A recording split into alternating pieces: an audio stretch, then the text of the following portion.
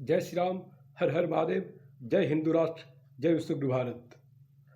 हिंदुत्व दर्शन आपका अपना चैनल है और इस पर आपका हार्दिक अभिनंदन है। हिंदुत्व दर्शन के माध्यम से मैं आप सभी सनातनी हिंदू बंधुओं से इस माँ भारती को विश्व गुरु के रूप में पुनर्स्थापित करने व इससे भारतवर्ष को अखंड भारत हिंदू राष्ट्र के रूप में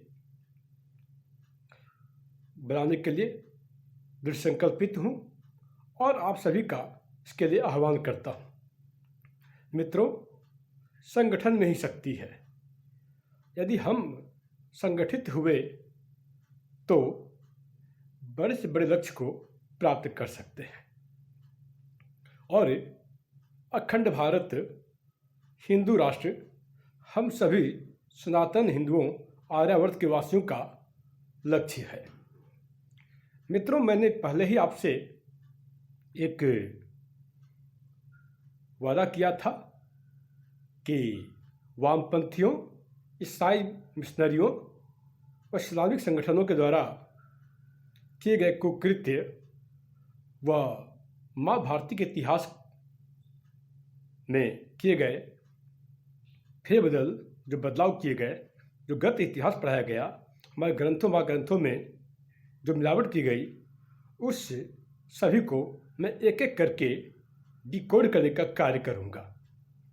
और आज इसी क्रम में मैं आपसे मुपला विद्रोह को लेकर के आपके समक्ष प्रकट हुआ हूँ। मुद्दे पर आते हुए मित्रों, हमारे पाठ्यक्रमों में, इतिहास की पुस्तकों में पढ़ाया जाता है कि मुपला विद्रोह एक किसान आंदोलन था, किसान विद्रोह था। किंतु यह वास्तव में किसान विद्रोह ना होकर के, कृषि विद्रोह ना होकर के एक बहुत बड़ा, जो कि हमारे इतिहास से छुपाया गया एक घटना था। ये मुपला विद्रोह ना होकर के हमारे सनातन हिंदू धर्म के मानने वालों का बड़े पैमाने पर नरसंहार था। जी हाँ मित्रों, कृषि आंदोलन न होकर के हमारे सनातन हिंदू धर्म के मानने वालों का बड़े पैमाने पर नरसंहार था और इस मुपला नरसंहार में 10,000 से ज़्यादा हिंदुओं की नृशंस हत्याएं, कत्लेआम किया गया था। और इन कत्लेआम जो किया गया था, इसके साथ साथ मंदिरों में गौ मांस का वितरण किया गया था, जो गौ माता हमें अति प्रिय है और जिसमें हम माँ लक्ष्मी का रूप देखते हैं और गौ को माता के रूप में मानते हैं। उनकी गौ मांस का वितरण मंदिरों में किया गया था।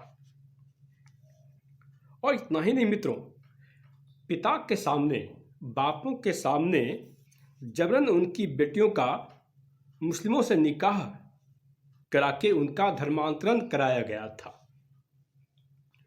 और तब हमारे तथाकथित महात्मा गांधी पीड़ित हिंदुओं को, सनातन हिंदू धर्म में विश्वास करने वालों को खिलाफत का पाठ पढ़ा रहे थे। और यह खिलाफत से तात्पर्य बिना प्रतिकार किए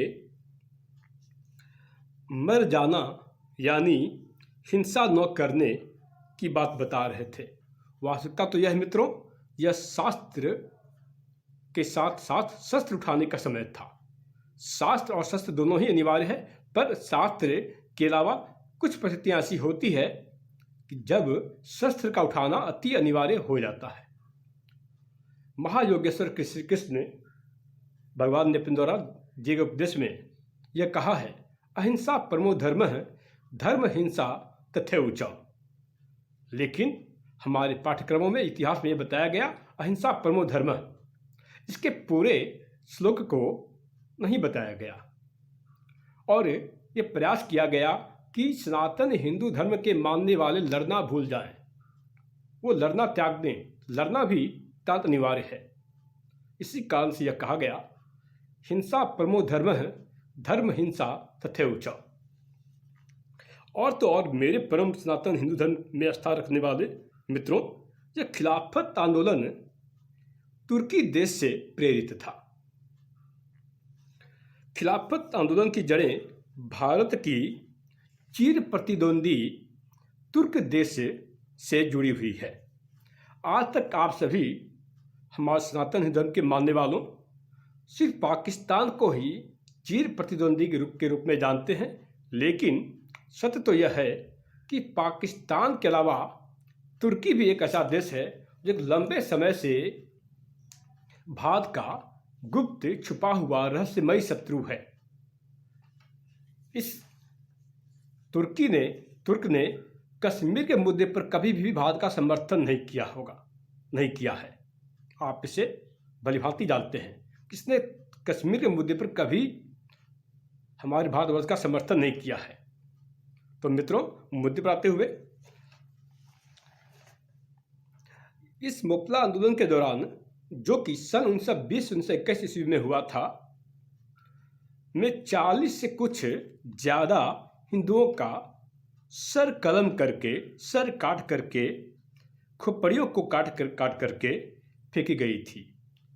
40 से कुछ ज़्यादा हिंदुओं का सर कलम करके खोपड़ियों को काट कर फेंकी गई थी। इस मोपला नरसंहार में 3 दिन तक, जी हाँ 3 दिन तक, 3 दिन तक कुएं से मृतकों की चित्कारों की आवाज़ें आ रही थी। मित्रों, मोपला आंदोलन की वो दर्द भरी दास्तान का वर्णन श्री एस शंकरन नायर ने कुछ इस तरह किया है कि दूध की एक बूंद के लिए मर चुकी माँ के स्तनों को चूस रही थी वो बच्ची। सोचिए कि वो बेटी और माँ कितनी बदनसीब होगी। आप कल्पना करें कि कहीं ऐसा नज़ारा आपके समक्ष घटित हो तो कैसा प्रतीत होगा। डॉक्टर भीमराव अम्बेडकर ने इस तथाकथित महात्मा के मोपला आंदोलन के समय किए गए बर्ताव, इनकी कास्तानियों को लेकर के कहा था कि इज्जत असमत लुटती रही और बापू खामोश रहे। कहने को तो बापू, पर बापू खामोश रहे। इन्हें मैं तथाकथित बापू, तथाकथित महात्मा कहता हूँ। और महात्मा गांधी को आप महात्मा माने या दुरात्मा, या आप पर निर्भर करता है। इसको लेकर के मैं आने वाली वीडियो में तथाकथित महात्मा गांधी के ऊपर पूरे लेकर आने वाला हूँ, जैसे आप सभी इसे देखेंगे। मोपला विद्रोह में 9 से 11 वर्ष की बालिका के साथ बलात्कार किया गया, दुष्कर्म किया गया। उन बालिकाओं की इज्जत को तार किया गया और उसके बाद उन्हें हवा में उछाल कर उनके शरीर को तलवार से टुकड़े किए गए, उनके अंग भंग कर दिए गए, उनके अंग भंग किए गए। इन सभी बातों की जानकारी हेतु, यदि आप चाहते हैं कि इस बात की विस्तृत जानकारी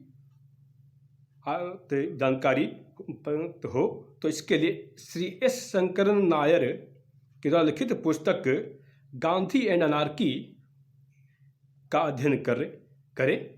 यदि आप एस शंकरन नायर द्वारा लिखित पुस्तक गांधी एंड अनार्की का अध्ययन करते हैं तो आपको यह पता चलेगा कि मोपला विद्रोह कोई कृषि आंदोलन नहीं था, अपितु बड़े पैमाने पर सनातन हिंदू धर्म के मानने वालों का नरसंहार था।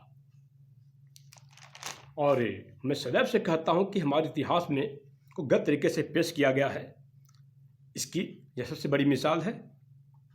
तो आप सभी से विनम्र निवेदन है कि श्री एस शंकरन नायर द्वारा लिखित पुस्तक गांधी एंड अनार्की का अध्ययन करें, जिससे आपको भारतवर्ष के वास्तविक इतिहास का पता चले। तब तक के लिए जय श्री राम, हर हर महादेव, जय हिंदू राष्ट्र।